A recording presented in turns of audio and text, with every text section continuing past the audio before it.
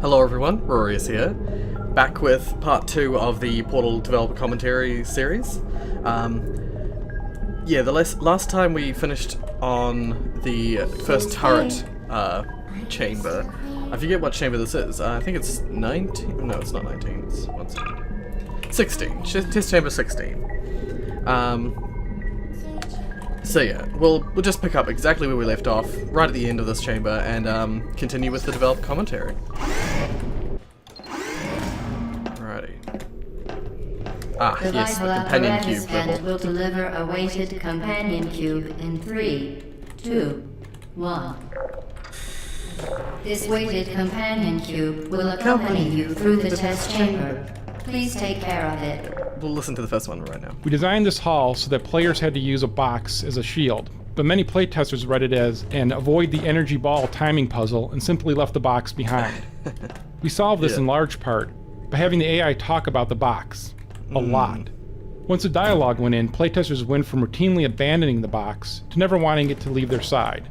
Since we weren't going to make the players lug a box around for the rest of the game, we had a scene at the end of the level where the players are forced to kill the box. Yeah, and I've seen some beta level stuff where firstly it wasn't a companion cube, and then I've seen other beta stuff where it was a companion cube, but the symptoms most commonly produced by enrichment center testing it's just sort of are taken away. superstition, perceiving inanimate objects as alive, and hallucinations. The enrichment center reminds you that the weighted companion cube will never threaten to stab you and, in fact, cannot speak. Yeah, so there's a couple of variations of this level that I've seen from early development. One of which was that as I said, the cube was not a companion cube, it was just a normal cube. And then there's a later one where it was the companion cube, but the instead of incinerating the cube at the end, they just make you leave it behind. Far more effective, the final result, I think, final product. I wonder if one of the things is in here. Oh, yeah, cool. I ruined my portal that I placed earlier. I know that I was told that, sort of the idea of Valve is that everything is planned. Everything is worked out in advance. But that's a big fat lie. Because the initial idea is started, and they bring an actor into the studio and they say, say these words for us. Say this computer-generated voice for us. Okay, I'll do that. Well, then that gives the creators other ideas. And it's a rolling process. You roll from one idea into the next idea. Yeah, I agree with Ellen. Definitely from what I've seen, it's never fully realized before, or fully thought through before the game is made, fully made. Knowing Valve's history, there's always so much that changes through development. Alrighty. I'm gonna, I'll do this one first.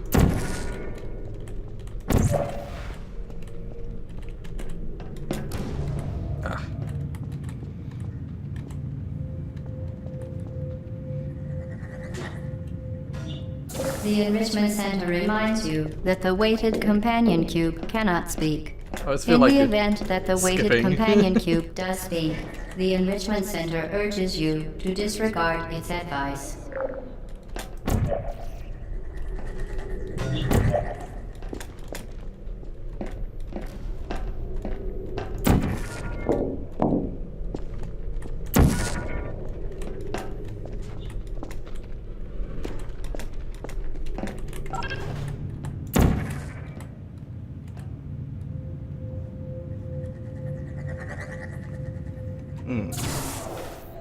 Something interesting to note that I probably should have waited and not solved the puzzle and shown you is that something that they decided to do with the energy balls was that they, I don't know if I haven't heard them mention it or talk about it, but I know that they altered the way they work so that they have like a decay. They slowly die as they move along, and they sort of go faint and then explode.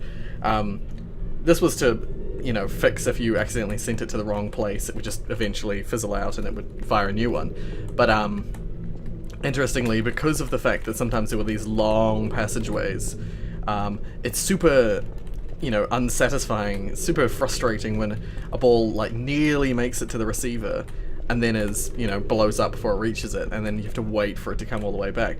So what they did is they made it so that every time the energy balls go through a portal, it sort of reinvigorates the energy ball, gives it a few extra seconds of life. Just made for way more satisfying, well, you know, way less frustrating, I should say. Oh, whoops, I forgot the companion cube. Way more satisfying, you know, result, I guess. Feels a lot better when you're, you know, trying to solve the puzzles, that it doesn't just fizzle out, doesn't, you know, just fizzle out preemptively.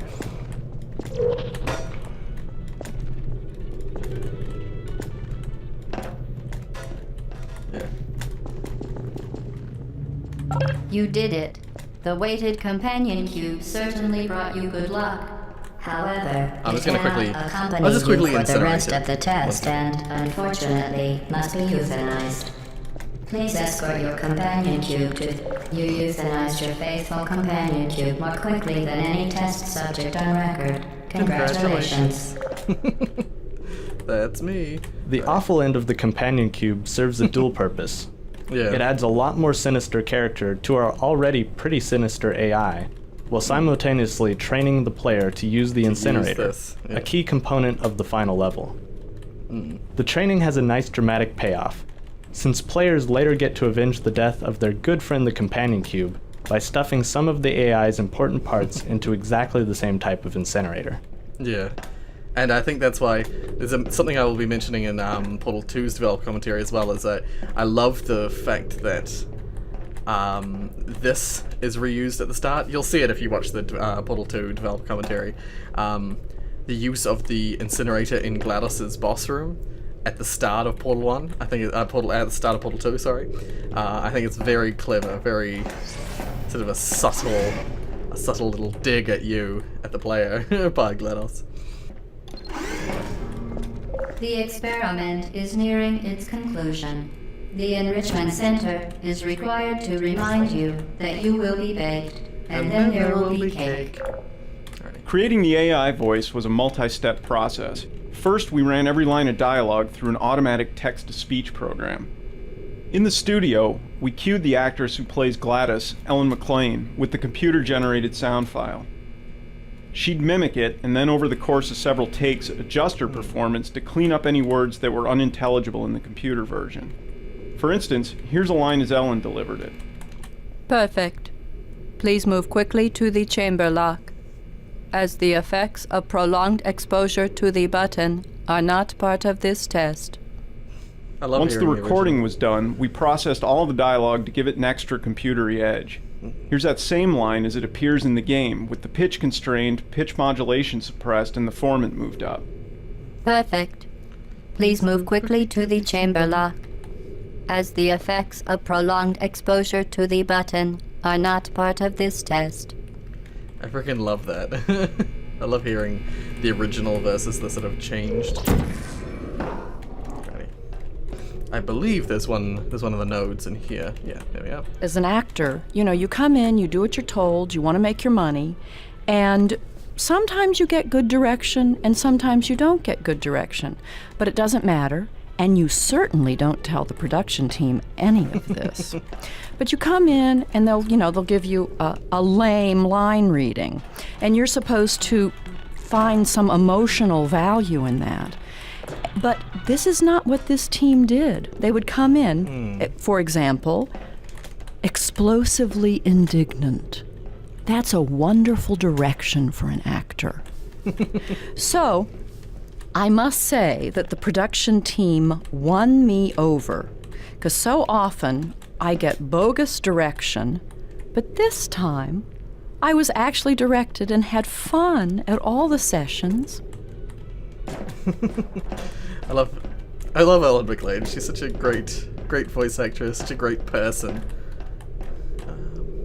I did place a portal up the top there, but I'll just put this one on the roof instead.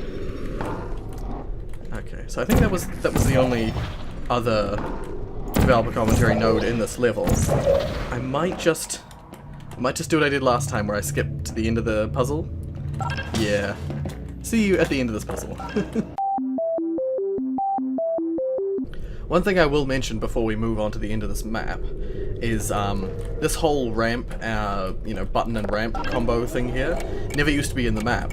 There used to be just a direct path from this part of the map over to, the turret and energy ball and everything, that part of the map there.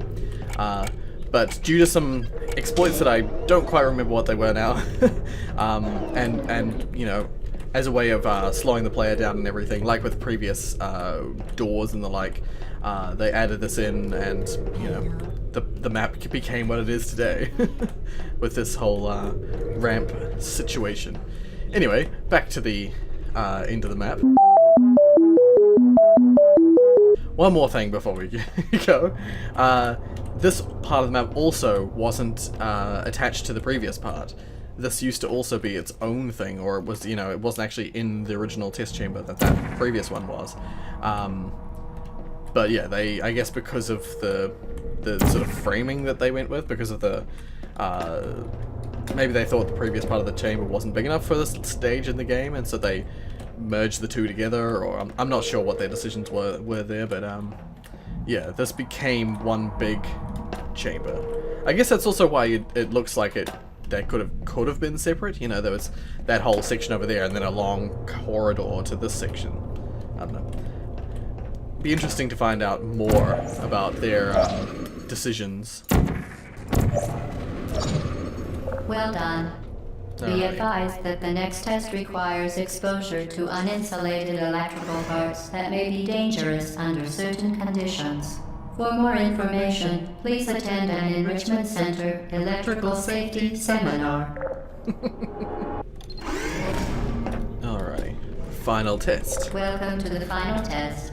When you are done, you will drop the device in the Equipment Recovery Annex. Enrichment Center Just quickly solve regulations require both hands to be empty before any cake. We use these moving platforms to add time pressure to puzzles. A sequence of simple decisions feels much more climactic under time pressure, in contrast to most puzzles in Portal which can be solved at the player's leisure. Puzzles that aren't time-bound can be more complex, but at the expense of being less dramatic. Yeah. So yeah, essentially, like one of the puzzles in Portal Unity that I didn't particularly like very much. They added sort of slow-moving platforms to add sort of a more tension, I guess. Yeah.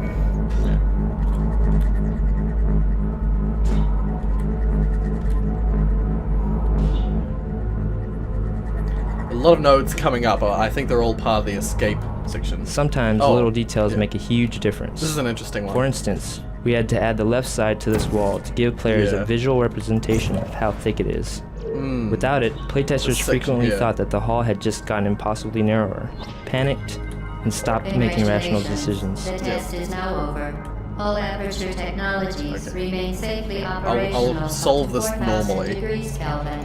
Rest assured And I'll that look at there this is from a distance. absolutely no chance of a dangerous equipment malfunction prior to your victory incandescence. Thank you for participating in this Aperture Science computer-aided enrichment activity. Goodbye.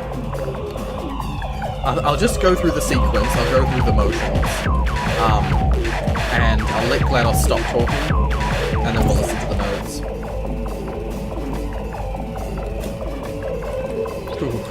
What are you doing? Stop it! Oh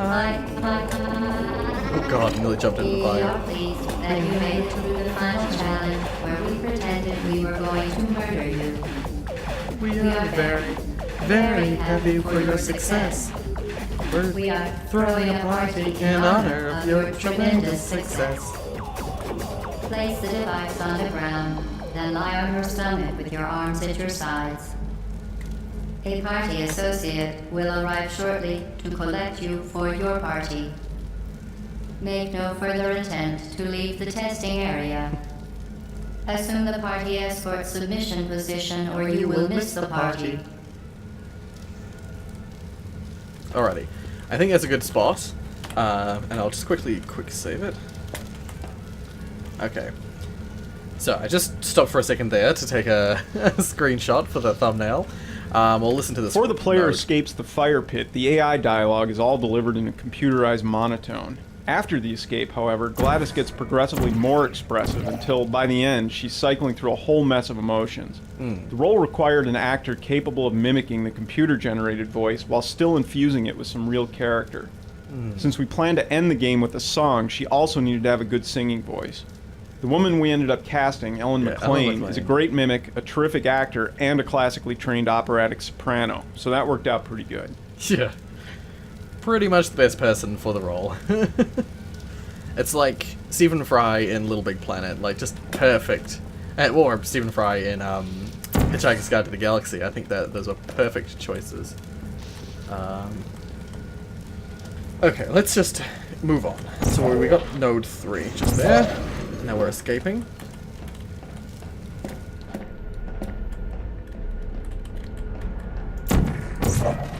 Trying to make sure that I don't miss any nodes. So let's keep an eye out. There's the next one. Nope, I can't do it from here. Nope. In these new areas, we weren't using the surfaces the player is familiar with. The rules for which new surfaces portals can be placed on, and which surfaces are off limits, needed to be taught. So, we created this area both to show the player they have escaped into the guts of the facility, and to retrain them in which surfaces are valid for portal placement.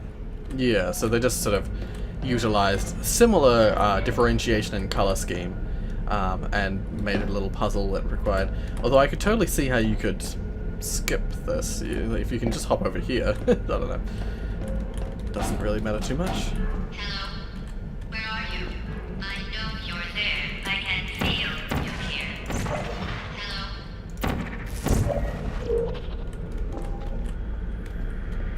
Hello? Alrighty.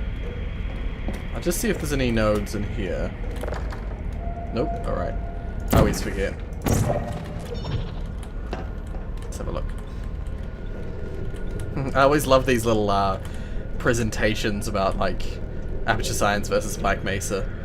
They're always Black Mesa was doing so much better financially. Yeah. But I think Aperture Science, at least up to this point, or at least, you know, we know from Portal 2 that in the past, yeah, basically the amount of money that they needed versus the amount that they were given, Black Mesa was given at about the same, if not more, than what they asked for, and Aperture Science was not funded at all, hardly at all. Yes. I went to Portal's, I googled Portal in game, and I went to the trailer, and I just loved it. I loved hearing my voice. And as I told the production team, I have never played a computer game in my life, but I want to play this one. I think, yeah. See, I love Ellen McLean. She's such a great person. Oh dear. I'm always so paranoid that I'm gonna miss one of the nodes. I think I'm okay. I think I've found all of them so far. So let's just move on. I always find when I do these little hops, I feel like I'm skipping. Wait, I'll go up there just to make sure there's no node. Oh god. Oh yes, okay. Nope, nothing here. Cool. Oh god. You haven't escaped, you know. You're not even going the right way. Hello? Is anyone there?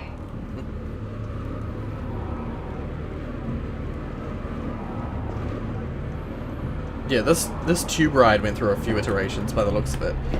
Most of it was there already Okay, at the start, test is but over now. You win. Go back to the altered the recovery tube annex for your directions. cake. It was a fun test, and we're all impressed at how much you won. The test like is this. over. Come back. I like that you come back through this test chamber and that you sort of solve it differently. After players escape, we let them solve an old chamber in a new way. This reintroduction of a familiar space, which can now be solved in an incorrect way, helps convey the sense that players are cheating the system while forging their own path through the facility. Yeah, exactly what she said. And I think it does this excellently. Uh-oh, somebody cut the cake. I told them to wait for you.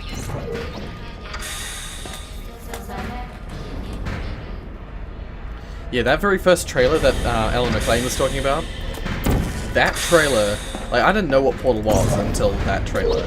I remember seeing, I didn't have a good computer when back in the day. I played the Orange Box originally on the PlayStation, because we just had a crappy computer, so I couldn't play any of the, like, couldn't play Half-Life 2, couldn't play any of those games. But then, so we played on, we bought the Orange Box, played it on PlayStation, and before getting it, when they first announced the Orange Box, I remember I was excited for... Look, that's fine.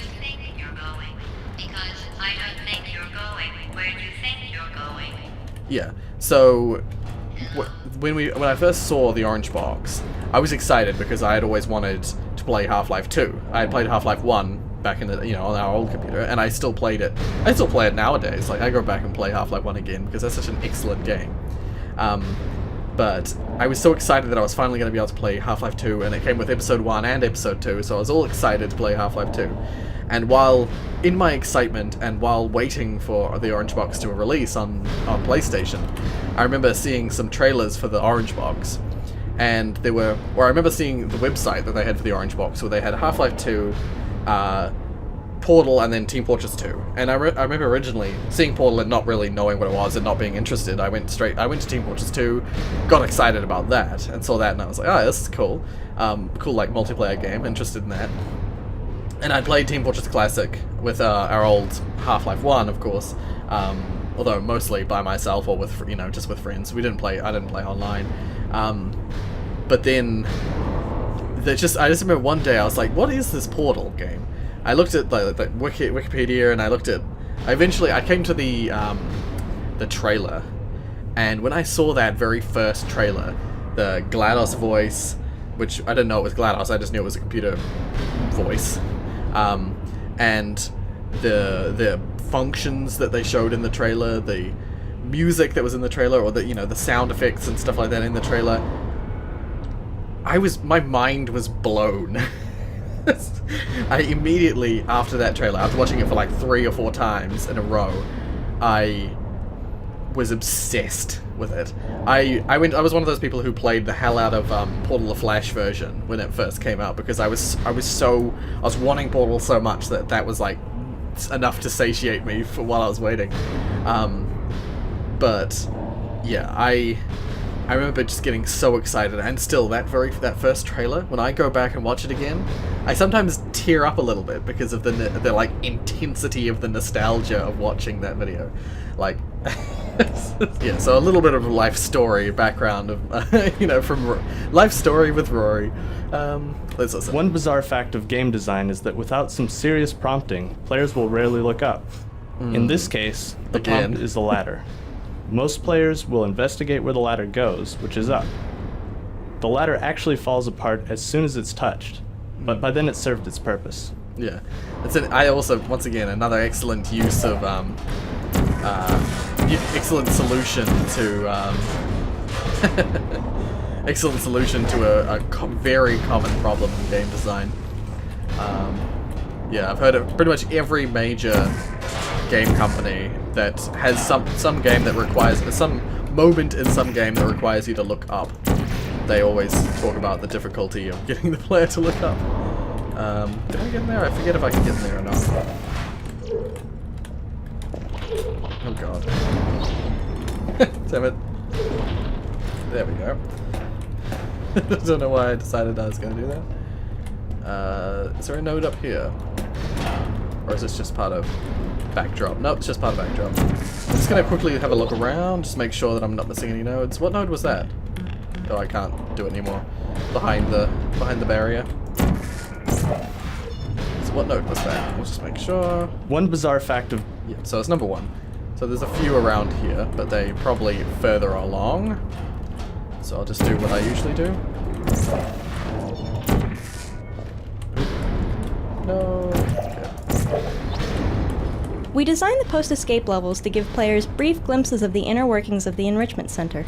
This particular area exposes part of the storage cube distribution system. These little vignettes help make this section of the game visually distinct from the testing chambers, while reinforcing the idea that players are now behind the scenes.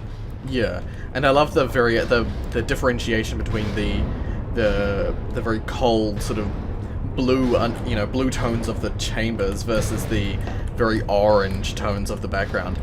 And while I love this, I also do love the implementation in Portal 2. I feel like the Portal 2 one's more polished, but it's probably more effective in this game. No word.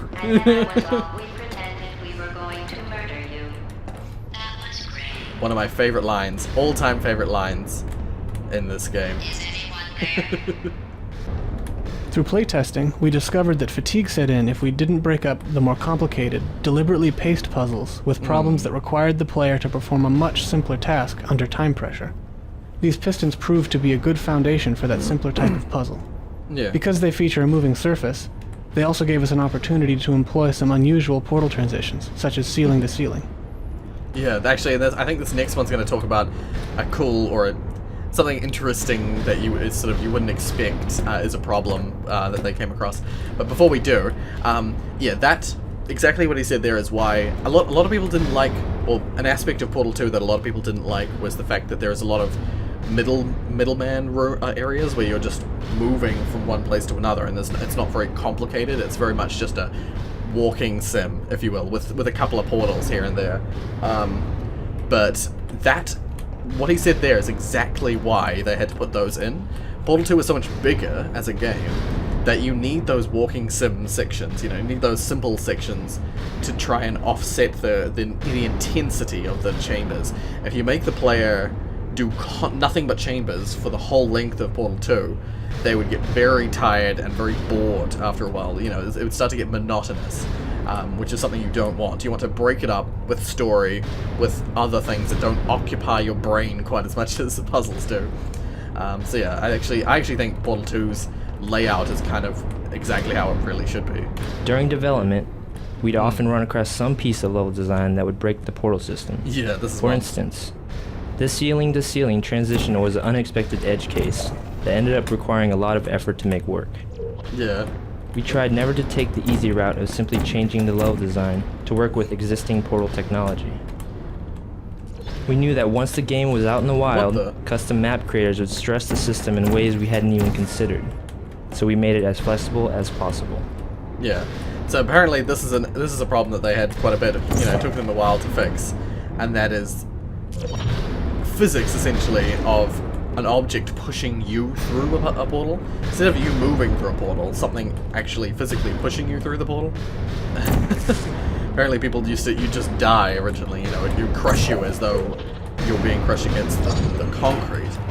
But yeah. You really shouldn't be here. This isn't safe. It's not too late for you to turn back. I'm not angry. Just go back. I don't think there's any things to look at over here. I like being able to see out, just being able to see that there is something above you. It's not just random empty space. There's actually like a chamber up there or something. And this is sort of the start of what became a much bigger thing, which was panels, a lot of panels being used to represent, this must be a floor of a test chamber. There's a whole lot of panels holding it up. Panels became like a huge thing in Portal 2. Everything is made of panels.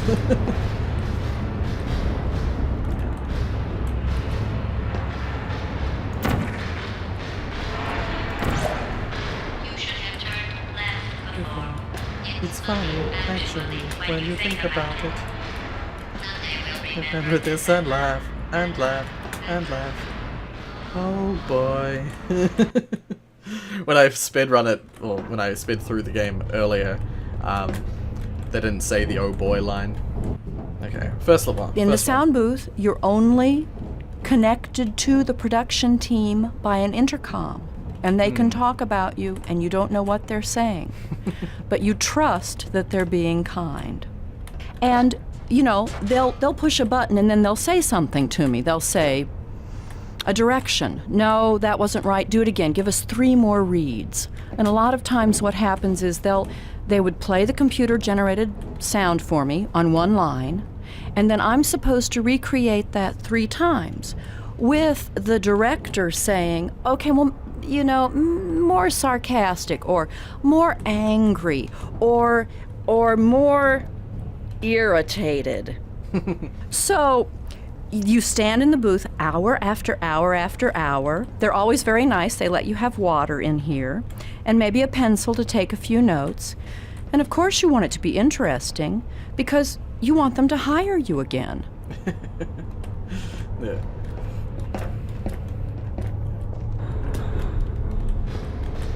Alright, I think I'll As the listen end to of this the while game I'm draws doing this. closer, we increase the ratio of time-pressured puzzles, like this turret ambush, to give the players the sense that they're approaching a climactic encounter.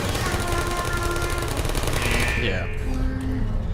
So that actually, what I would say is that I'm sure this actually was a relatively early addition. This whole turrets, you know, ambushing you behind doors.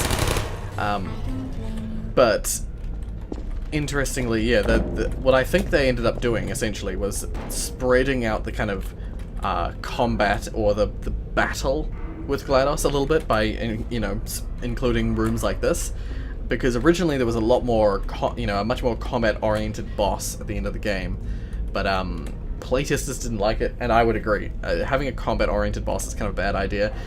I fully think that the boss that we ended up putting in Portal Unity was along those lines, and I've seen other mods do the exact same thing where it's kind of a strange choice to, at the end of a puzzle game, a game where you're just going through solving puzzles, doing special maneuvers to solve ever increasing and more arbitrary puzzles, to suddenly have sort of combat, redirecting rockets and gunfire and stuff like that seems kind of out of left field. But it's very difficult to come up with a better boss idea. Basically, most mods, even some of the really good ones, end up coming up with essentially combat-oriented final bosses. Part of an idea that we had for our second game that we were planning, the Portal Unity 2, that never sort of really came, was for some of the boss ideas we had were much less combat-oriented and much more narrative in style. So the puzzles were there, but there was much more narrative surrounding the bosses, essentially, which we liked, but of course we never took it past the conceptualization stage. An important design goal of these post-escape levels was to give players the sense that they're running wild inside the guts of the facility. Yeah. With that in mind, we added plenty of nooks and crannies for players to crawl into or place portals through. Yeah, like this one. This ended up being a tricky lighting challenge, as the areas needed to be bright enough to navigate, while still being dim enough to feel like obscure, disused sections of the building. Yeah. I would say that this one is one of the ones that's probably one of the harder ones to find. I think I seem to recall being stuck in here just a little bit longer than other places, because it's not immediately clear that you have to go here. But I don't think I was stuck that long. It's fairly well implemented. I always love knocking those over. And all the stairs off the wall, all the ladder rungs off the wall. Okay, let's have a look. There, I gotta go down there.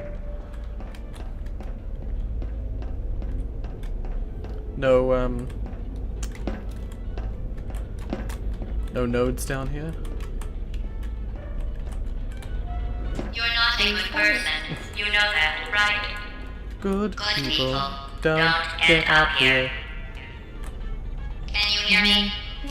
Okay, I'm just gonna quickly check. An important design. That was 3. Okay, cool. I like this guy. This disused robot. Turret. He's so desperately trying to kill you.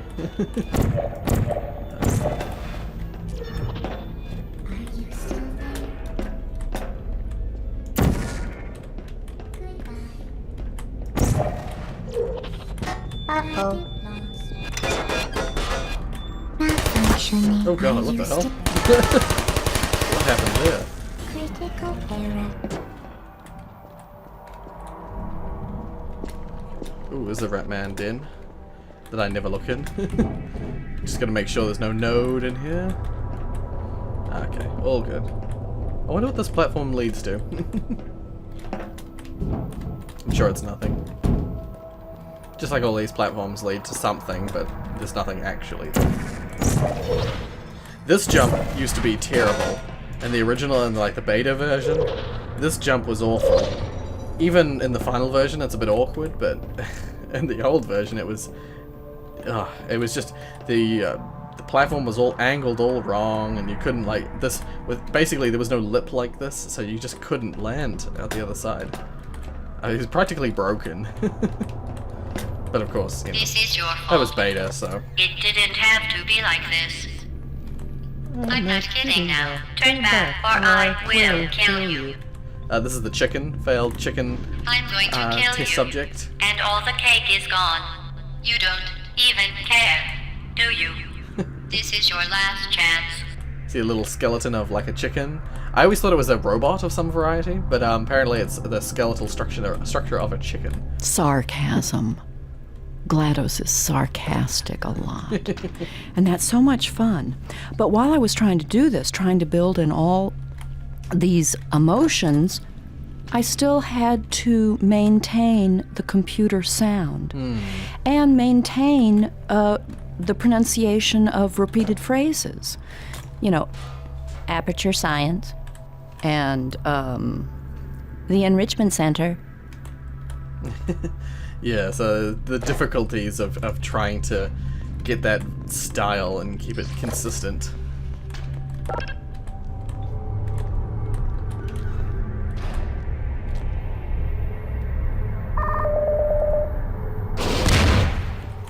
These rocket sentries originally fired lasers. We switched from lasers to rockets after we introduced the glass breaking mechanic, mainly because glass shattering in a massive rocket explosion turned out to be a lot more satisfying than glass just slowly being melted by a laser. Originally they also spoke, just like the bullet turrets. Because players often redirect the rockets with their backs to the turret, however, a distinct uncluttered sound cue was required. Yeah. The voice simply added too much noise to the rocket redirect mechanic.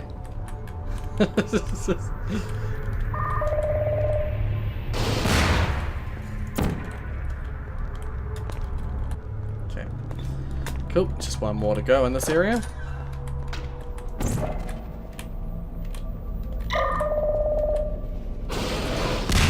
Now this next bit is a puzzle that took me ages to figure out. I mentioned it in the speedrun that I did before, but getting the rocket to shoot and smash this tube, I never figured out originally. Like, it took me a long time to figure that out. I think I accidentally did it one time, and that's what led me to think, shit, how did I do that? You know, how do I recreate that? What I used to do is gather the chairs and stuff in the offices around here and stack them up and put them down here so that I could get into the vent here and shoot a portal through the other side.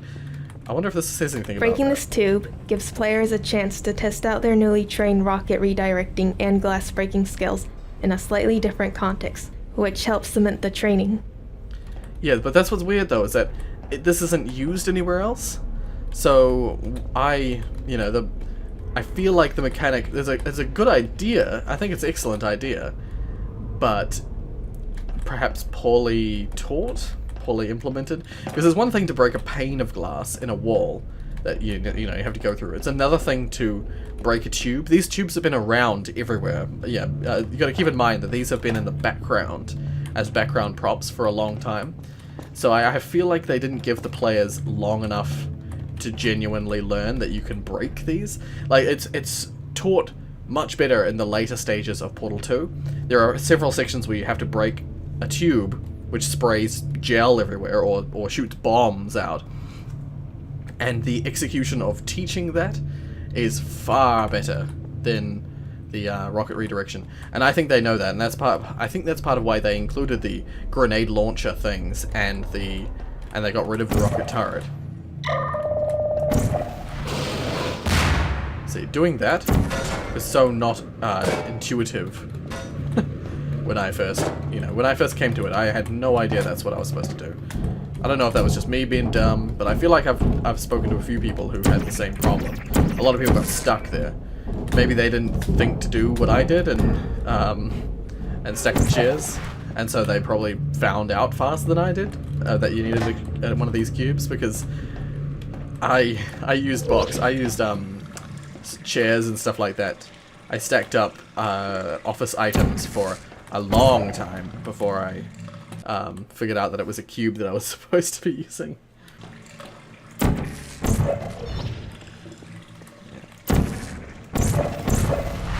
Okay. Now I'll do what I always do. I always go to this corner first. I feel like it's the safest corner.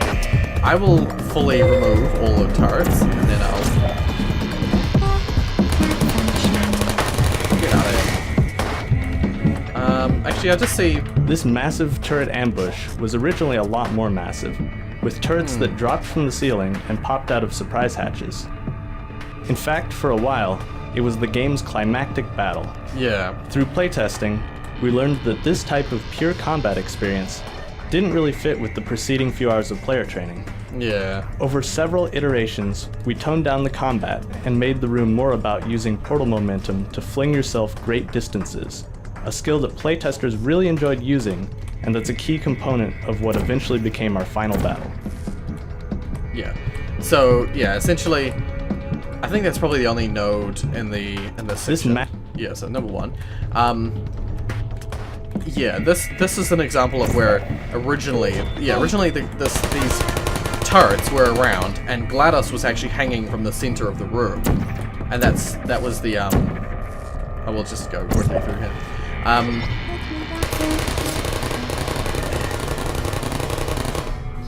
Yeah, so originally this battle essentially was the final battle. It was combat oriented, had GLaDOS hanging from the ceiling, and then apparently in the earlier versions she would start to flee, and you had to chase her down with redirecting rockets at her, or redirecting. It sounded like they originally had lasers, redirecting or shining lasers at her in order to defeat her. But yeah, it's having a combat-oriented boss in a puzzle game is just a little bit weird. Just a little bit weird. Anyway, I'm just gonna go through this.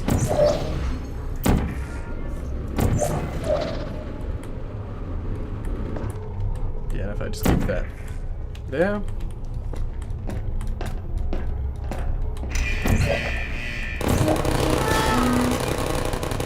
And if you have it already placed, you can just do this and go whee. I'll just make sure I haven't missed any nodes though. Originally, these catwalks were decorative, but playtesters consistently thought they were significant and often spent a lot of time trying to reach them. Yeah. We didn't want to stand between people and their desire to walk on the catwalks. So we redesigned the area to make catwalks not only accessible, but also necessary to proceed. Yeah. So having these like catwalks way up here, like people would try and do clever maneuvers to get to them from the bottom. So yeah, making them part of the game is a neat idea.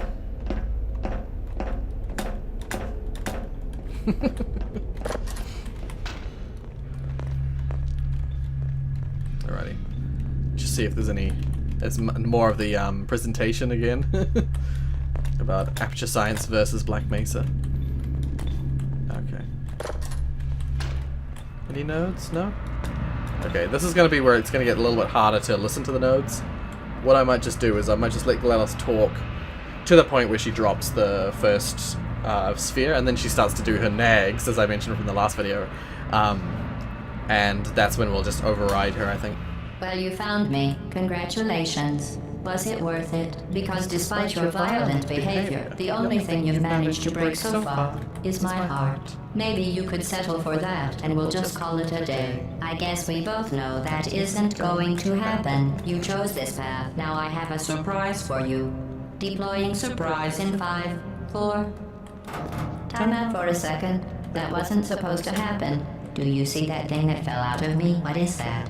It's not the surprise. I've never seen it before. Never mind. It's a mystery I'll solve later. By myself. Because you'll be dead. Alright, cool. The fiction behind this red phone is that while GLaDOS was... My guess is that touching it will just make your life even worse, somehow. I wonder if I can turn her voice off, because I know she will keep talking.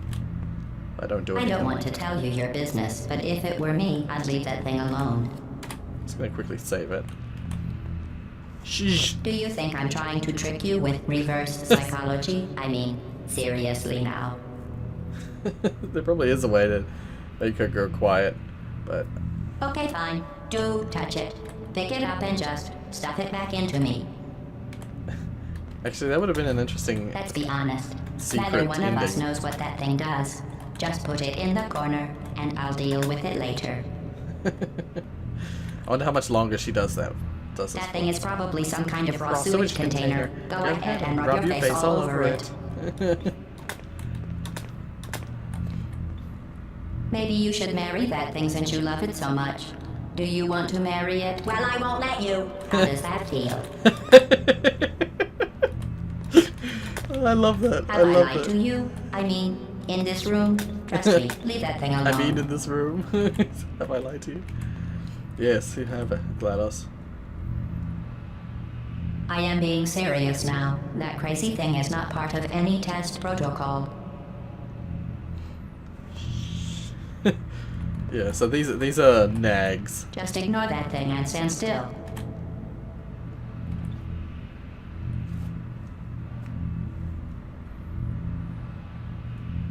Think about it. If that thing is important, why don't I know about it?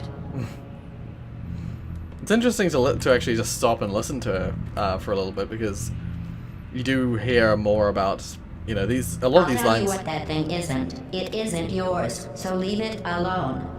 A lot of these lines I don't usually hear when I play the game, because I usually go straight ahead with the boss. Are you even listening to me? No. Well, yes, but no. Can I listen to... I'll tell you what that thing isn't. It isn't yours. Okay, now so she's leave repeating. It alone. The fiction behind this red phone is that while GLaDOS was being developed, it was somebody's job to sit by it. And if it ever looked like the AI was becoming sentient and godlike, that person would pick up the phone and call somebody to come help.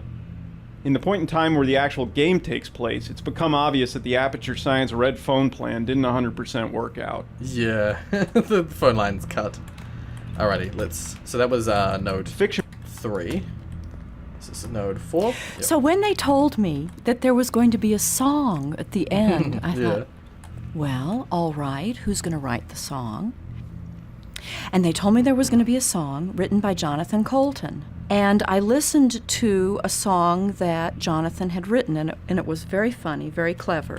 So I thought at that point, well, you know, this will be okay.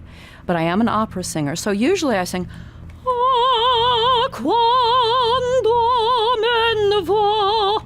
And I thought, well, will I be able to have the right style for the song? So I was concerned. But then before the recording, they sent me an MP3 file of the song, and I listened to it with Jonathan singing it, but I loved the little song. And at home, as I practiced the little song, I tried to, you know, get back to GLaDOS's voice. You know, Aperture Science, just this tiny little passive-aggressive computer who's all alone until people try to come in and murder her. So of course she gets upset. No. But she seems to have this real affinity for cake. And I want to play the game because I want to recreate the cake recipe and then put Portal on it and be able to serve it to my friends when they come over to my house. No. GLaDOS, the rogue disk operating... Wait, so yeah, that was 4. GLaDOS, the rogue disk operating system that now runs Aperture Science, went through a bunch of design iterations. Earlier versions included a floating brain, a sprawling spidery mechanism, and an upside-down version of Botticelli's Rise of Venus built out of robot parts and wire. Eventually, we settled on a huge mechanical device with a delicate robotic figure dangling out of it, which successfully conveys both GLaDOS's raw power and her femininity. Yeah, there's actually, I've seen some fan art where they've got essentially a woman hanging from the ceiling, and that's essentially what they ended up doing. If you look at it closely, it's essentially like, it's similar to what he was saying, like the Venus de Milo hanging upside down. Not that far off, with the face right at the bottom and like the body going up to the thin wires at the top. Well, not so thin, but you know, wires going up at the top, relatively thin. it does look like a person hanging upside down. And I think that's actually in a really interesting design. One thing you'll notice is that the GLaDOS head looks very different in this game than it does in the second game. A lot of the body retains, or remains similar, with similar sort of sleek design, but the face drastically changes in Portal 2. It was similar enough, or similar enough in design that at first a lot of people, at least I didn't initially realize, I didn't initially notice, but it became very apparent very quickly that they had completely redesigned the face for Portal 2. Anyway, let's get this boss out of the way, and I think there might be an outro. Where are you taking that thing? There might be an outro develop commentary, if I'm not mistaken.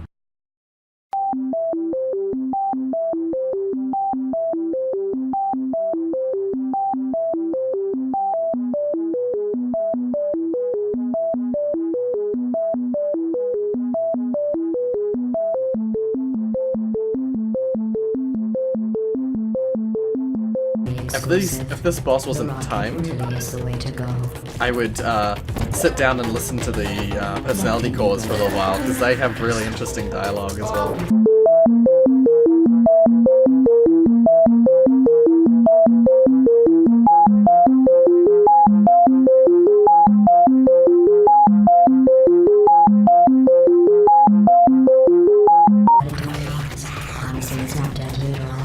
To me. You, on the other hand, are going to find its deadliness a lot less funny. Who's going to make the cake when I'm gone? You. Look. You're wasting... I annoy myself by finishing the boss quickly every time, because there's so many great lines in that boss fight.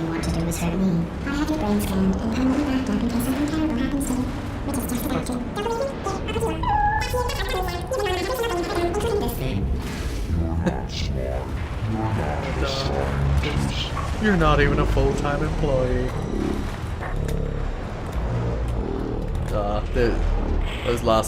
My favorite lines were being obscured by death. Just then. Originally, in that final boss battle, I swear you used to get sucked up into the air a lot more aggressively. I seem to recall being able to, being sucked up several times worth and being able to portal myself back down. Yeah. Thank you for assuming the party escort submission position. As of the update that added this party escort thing, the trees on the right-hand side of the screen, for whatever reason, don't meet the very edge of the screen. It's weird. Never was a problem originally. Alright.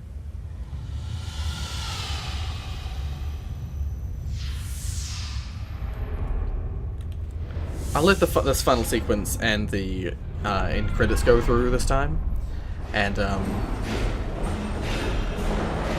yeah, we'll see if there's any sort of outro nodes that any outro node that plays, just in case. Enjoy. Actually, no, I won't turn my face off. I'll leave my face here.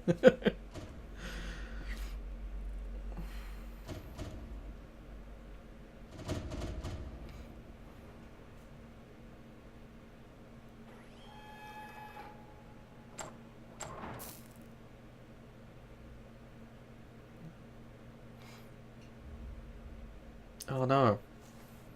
This was a triumph. I'm making a note here. Huge success. I got rid of my face. Hard to overstate my satisfaction. Aperture science. We do what we must because we can. For the good of all of us, except the ones who are dead. But there's no sense crying over every mistake. You just keep on trying till you run out of cake. And the science gets done and you make a neat gun for the people who are still alive.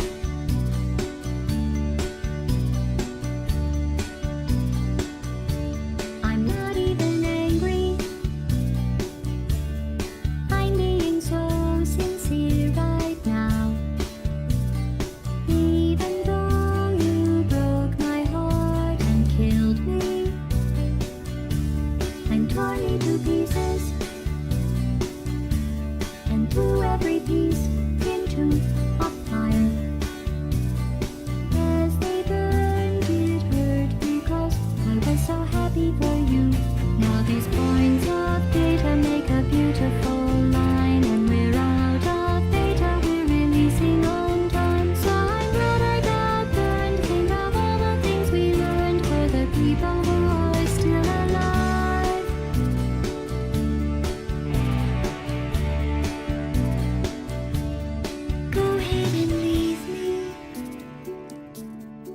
think I'd prefer to stay inside. Maybe you'll find someone else to help you. Maybe Black Mesa. That was a joke, haha, that chance. Anyway, this cake is great. It's so delicious and moist. Look at me still talking when there's science to do. When I look up there, it makes me glad I'm not you. I've experiments to run. There is research to be done on the people who are still alive. And believe me, I am still alive. I'm doing science and I'm still alive. I feel fantastic and I'm still alive. While you're dying, I'll be still alive. And when you're dead, I will be still alive. Still alive. Still alive. Alrighty. So yeah. No, there was no note at the end there. But I thought I'd let you enjoy the end credits, seeing as I did not let you enjoy them at the end of the speedrun. But yeah. Hopefully, some of the settings that I have for my recording software didn't record stuff during the, just didn't record me during that credits, but we'll see. Yeah. I'm going to be following this up with the Portal 2 developer commentary videos. Hopefully this video won't take too long to upload. The previous video, for whatever reason, decided that it was going to take, basically overnight for me, over my midnight of approximately 8 hours, 8 to 9 hours. It only got to 9% uploaded, which infuriated me. The time when it was supposed to go out, or 2 hours after it was supposed to be posted, it was still only sitting at 9%. So I had to do a few things in the background, and then do some fixes and try and get it out, and even then it was going really slow. So sorry about the really late upload last time. Fingers crossed that doesn't happen again. I think it's okay now, but well, fingers crossed. Nevertheless, I'll get this up as soon as I can, and follow up tomorrow with the Portal 2 developer commentary. I've already recorded the first episode, so I'll be just editing, and that should definitely be able to get up in time. And then I'll be recording the next. I'm probably going to do 4 episodes for Portal 2, because each section's probably going to be about 40 minutes of developer commentary, so I want to break it up a little bit. I don't want them to each one to be full hours or several hours worth of developer commentary. But nonetheless, thank you so much for watching. If you like what you saw, hit like. If you want to see more of this or more of my gameplay videos, hit subscribe so you can keep up with all my uploads. Once again, as I said, thank you very much for watching, and as always,